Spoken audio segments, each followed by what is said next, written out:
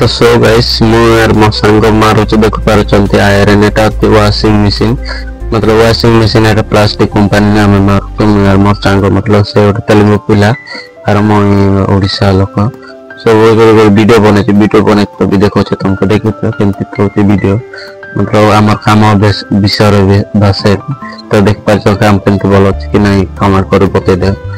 washing machine मारुच एटा गोटे बेले काम नहीं सब काम करबार पड़ो भीतर कि खाली रहला बोले टमाटर वाशिंग मशीन है एक्चुअली तो एन तक वीडियो देखो लाइक करो चैनल सब्सक्राइब करो वीडियो